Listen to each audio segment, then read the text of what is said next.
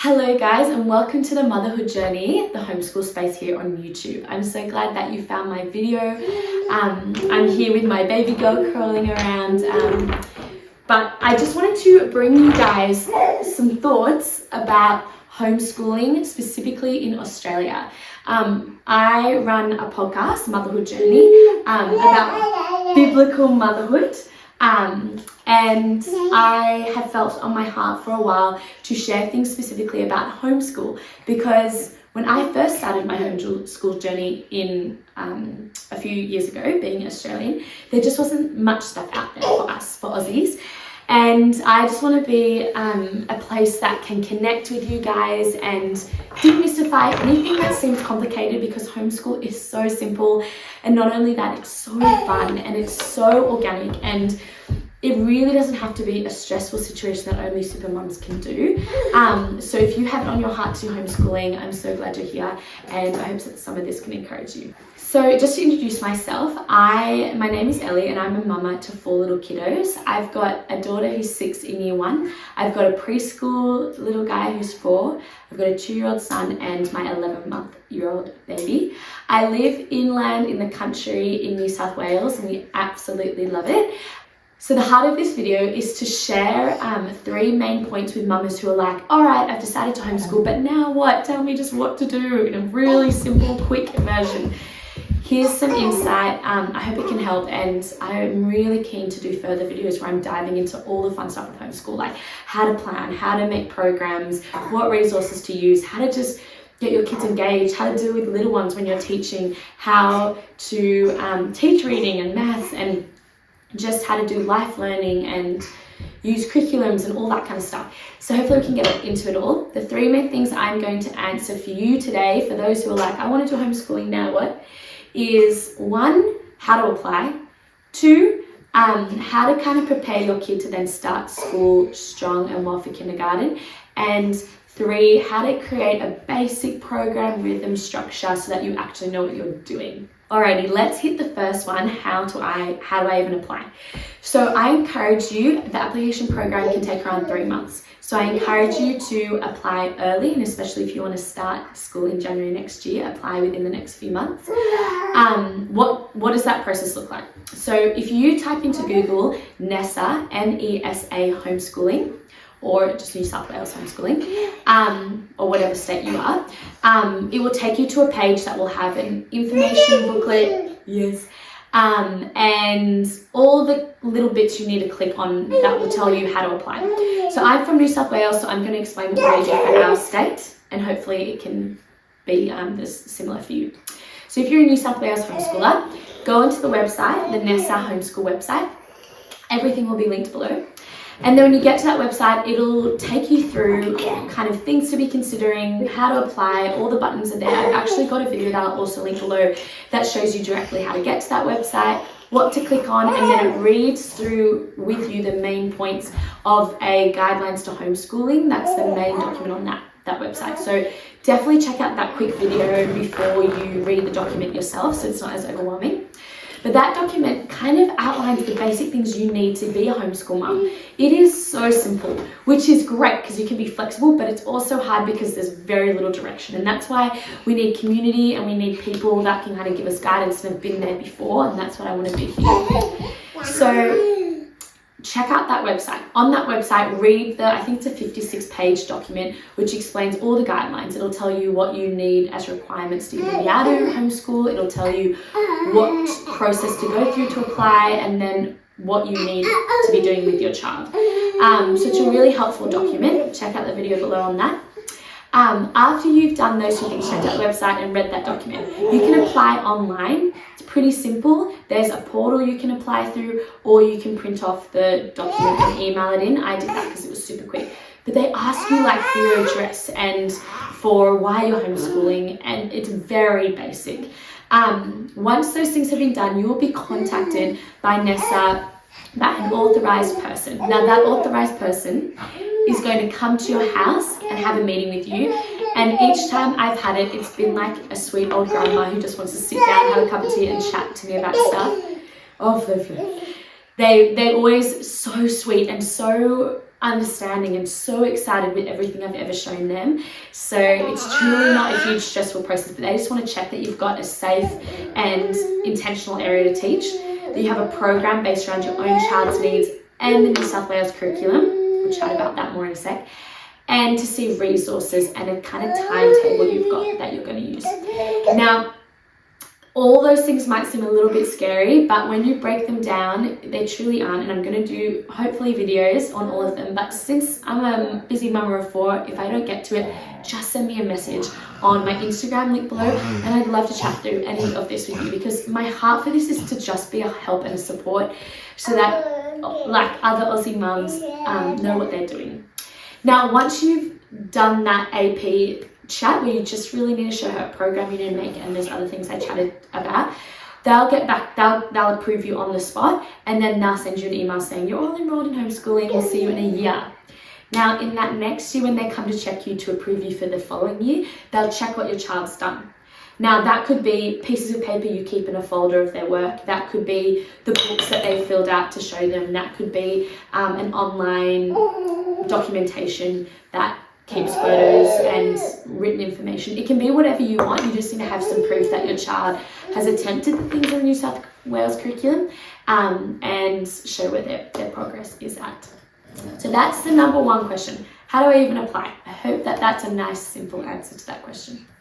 Number 2 is, what should I even be doing with my kid to then be ready to start if I buy a kindergarten book or I do a whole homeschool curriculum so that my kid is ready?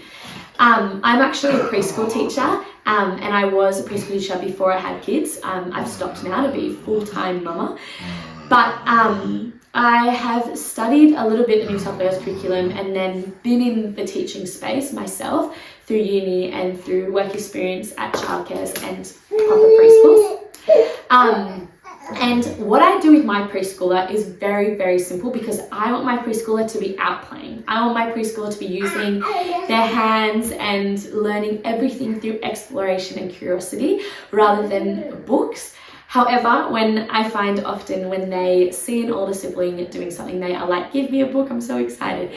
So what I do with my preschoolers to make it super simple, got a grumble here, is I make sure my kids know the letters, sounds and names, uppercase and lowercase, the vowels, and then basic numbers like 1 to 10, basic addition.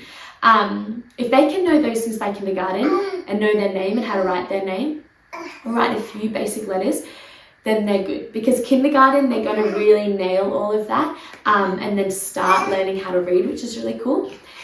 So how I do it so that it's really authentic and like just life learning is that I include all of my kids in our lessons every day. So I do personal English and maths with my eldest daughter, but every day we're coming together for homeschool time at morning tea, and they're joining in with what we talk about with geography, science, Bible, creative arts, all the different subjects. And they're sitting there often playing with their toys or nearby when we are doing maths and English. Everything I can incorporate them in more of a social, fun, curious way, I do that. And all of our subjects except for English and maths are all unit-based, project-based, life learning. So that's really easy to do.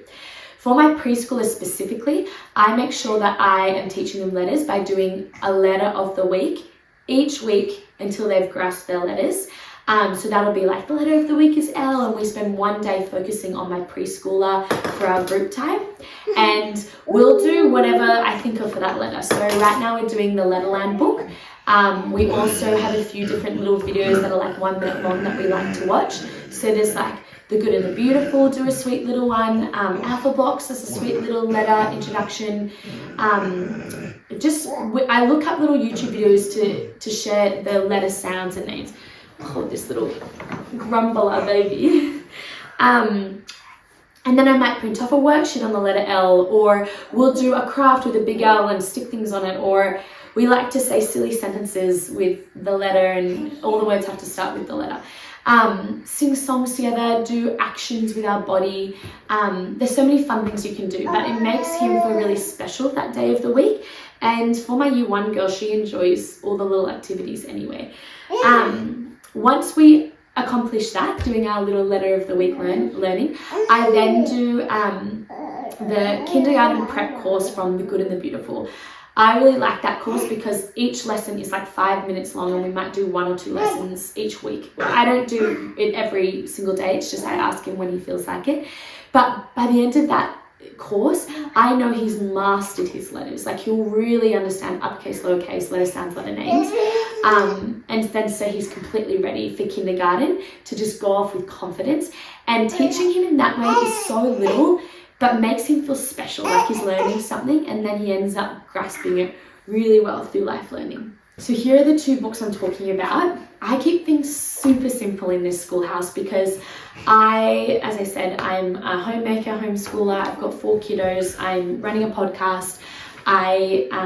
We're diving into homesteading. We're doing all sorts of things we love, and our days with our kids are so fun every day. We just do homeschool time at morning tea. But I'd like to keep things super simple so that I can stay on top of it, and it just is not too much work for me. So you can buy a whole preschool curriculum, and that's great. I just have found it a bit book heavy. So I like to do it through this book. So this is the Letterland ABC book. I'm sure there's lots of other great ones out there. This was just from my childhood. We got it in an op shop and we were like, that's awesome. So it introduces the letter for each week. So if we were doing the letter U, we would do songs, we would do worksheets, and then read and be like, who's the little character we're going to meet today? Hi, you. And just make it really fun like that. And then once he's finished that and he's learned all of his sounds really well, we then do this kindergarten prep book from The Good and the Beautiful. And I'll show you a lesson. They're just super simple. So my printer has not printed it very well, but this is a lesson here, and I think it's just 1 page or double-sided. And I have a little reel on showing this book a little bit more. But yeah, so this lesson he does like some art appreciation, image analysis, and then does the letter B. And then you can see here, this one is like a little, it's not printed well there, but like a little game with the letters. So that's what he does, like when he feels like it, like probably once or twice a week. And I just sit with him for 10 minutes and we do it, and he feels really special. So if you do those little basic things, make it really fun, they'll be so ready for kindergarten. And then if you want to outsource a whole curriculum, if you want to do an online program, if you want to do what we've done, where we just have bought a book for English and Maths to make sure every day they're doing that, they will be ready to dive into that book and to do it with a lot of confidence, which helps the day and the learning goes so much smoother. Alrighty, to answer our last question, how to create a program, a structure, a rhythm. So I'm going to go into the program I've created and share a video on that to give you inspiration. But each mum can do a program however suits them. Some mums do it in such a basic form that they do like a checklist, they copy and paste the New South Wales curriculum requirements for each subject, and then they just write the date that they attempted it and the date they've achieved it, and they tick it or write the date, and it's super simple like that.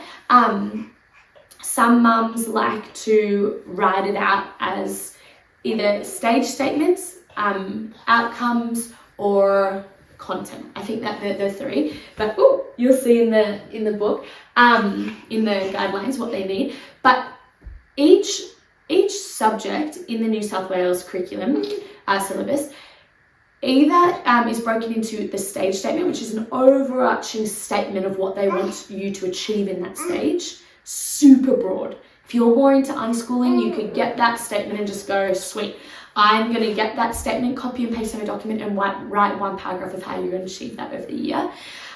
Or you can go a little bit down into the outcomes, which is the general statements under each subject. So like maths might say, understand numbers 1 to 10, able to do the basic addition. Like, it's all the outcomes they want them to achieve. Or you can go even deeper into the content. So when you click an outcome, it gives the example of how to actually achieve that outcome. And you could be super specific and connect with each one of them.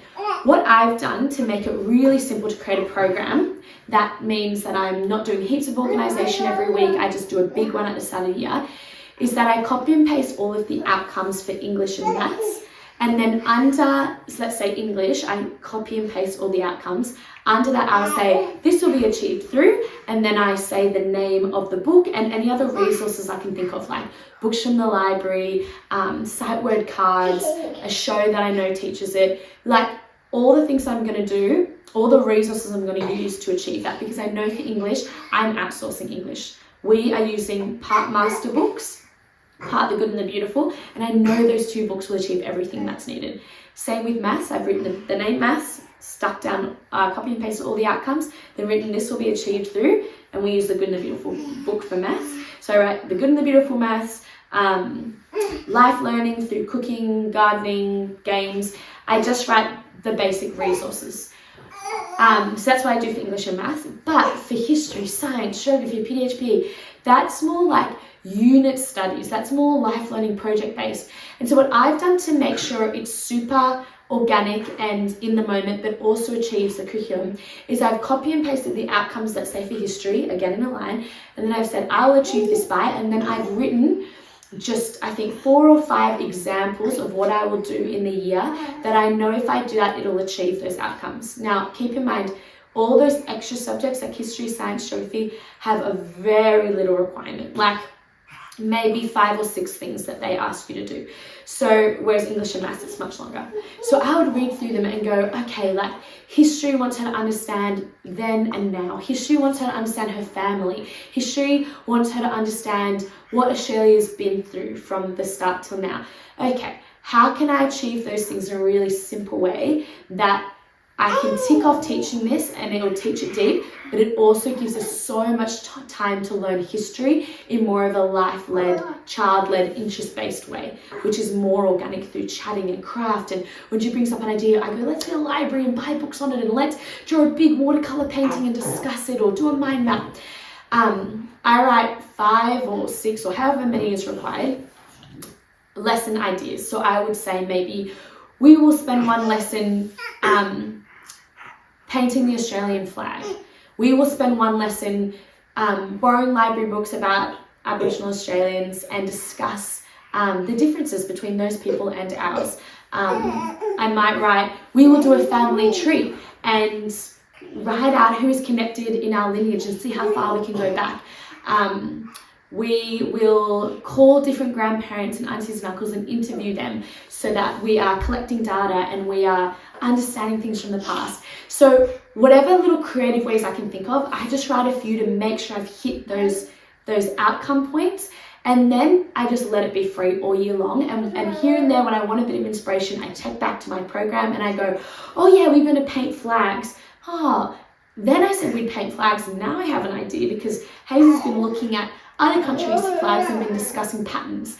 How about we do a big long banner and paint all these different countries' flags and discuss the differences? Like, you can make it so customizable to who your kid is and where you're at in life. So it's so much fun. And if it sounds overwhelming, I found it overwhelming when I first looked into it, and that's why I'm doing these videos. So this is a very brief overview, but for that last section, think about how you want your structure to be. Do you want to do learning out on the beach once a week? Do you want to do the learning in the mornings like us? Then think about what type of learning you want your kids to have. Do you want a classical education? Do you want to unschool? Do you want them to do an online program for everything they do? What do you want to do? And then, as I've said, create a basic program around the outcomes or the stage statement, or the content, and how minute do you want it to be. Create a basic program and then find some resources that suit the style of teaching you want to do. You can Google them, you can YouTube them. I'll be sending out a video of what I'm using. And then you got this. You've so got this. Join the awesome homeschool community. Connect with people like me who are already doing it. And I know you're going to smash it. I really hope that this video can encourage you and give you some direction. And I'm really keen to keep connecting with you guys, keep creating videos, and hopefully be a support and create a community here where we can be Aussie homeschool mums together. You want to say bye? Bye.